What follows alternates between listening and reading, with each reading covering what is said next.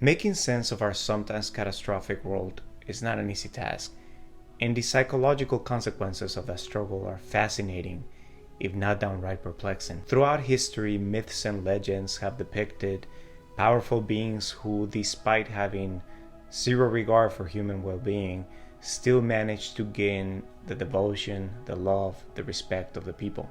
One such example that comes to mind is from the comic book series UltraMega.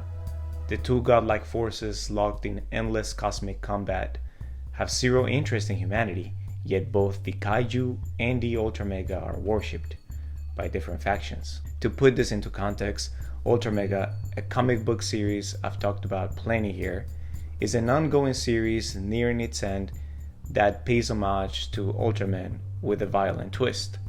But the way people still choose sides despite the destruction taps into something much deeper about our need for control and order.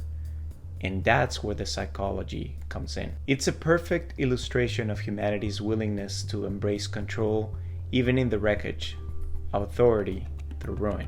Quick content warning. In this video, we'll be touching on some heavy themes related to religion, politics, and philosophy, which may challenge certain perspectives. These discussions are meant to provoke thought, not to offend, but if these topics aren't your thing, feel free to sit this one out. This concept is nothing new.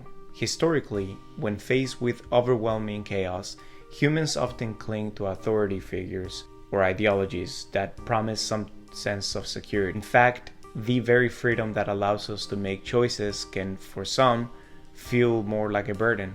People often turn to those in power to give structure to an otherwise chaotic existence, even when that power is destructive or oppressive. In UltraMega, both the kaiju and the UltraMega offer a sense of control through their sheer dominance, and factions of humanity align with them not because they are good or just, but because in a fractured world, it feels safer to choose a side, even one that may lead to ruin. Embracing destructive gods isn't exactly foreign either. This topic stretches back to the dawn of storytelling, and it's not just fiction. History, religion, and politics offer plenty of real-life examples. In his book Facing the Abusing God, David Blumenthal argues that maintaining faith in a post-Holocaust world requires acknowledging a difficult truth. While God can be loving and merciful, he is also capable of acts so unjust they border on abusive. As counterintuitive as it sounds, our need for a controlled universe, even at the expense of violence, is actually well established in psychology. Psychological dependence, an external locus of control. It's the tendency to attribute control of one's life to external forces or figures.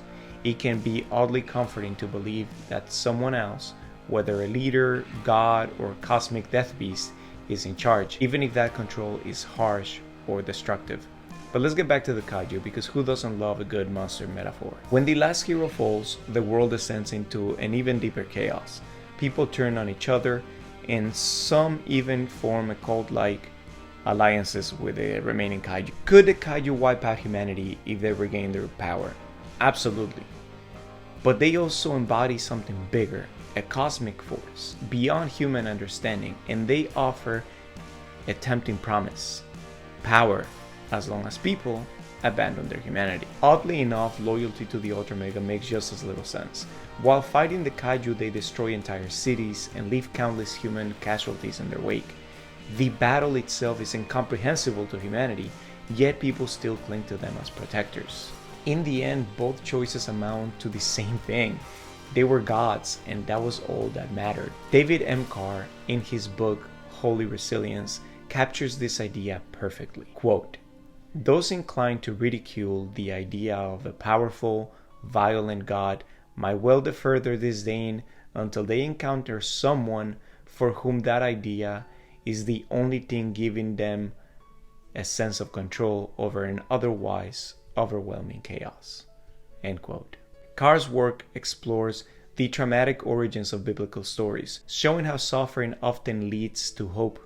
The belief that chaos and destruction are part of a larger plan acts as a psychological safety net, a better alternative than the terrifying thought that no one is in control. And for anyone thinking I'm reading too much into the religious parallels, let me just point out that the main character's name is Noah, one of the only survivors of the blood flood epicenter. Emphasis on flood, but anyway, I digress. UltraMega also gives us a glimpse of peace and reminds us that sometimes peace is unrecognizable, possibly because it lacks the dramatic obvious features of conflict or war, or because it's a state of tranquility that is easily taken for granted. In some universes, the kaiju and the UltraMega have merged, ending their endless battle. No more war, no more destruction, and yet it seems to be a very rare occurrence, even though they've been around since the beginning of time. Maybe peace, much like authority, isn't always what we think it is. Sometimes it takes destruction, chaos, or even the merging of opposites to find something that we can call peace. If we're even capable of recognizing it, it's a chilling thought that if the peace we crave is something so alien to us that we wouldn't know if it was staring us in the face.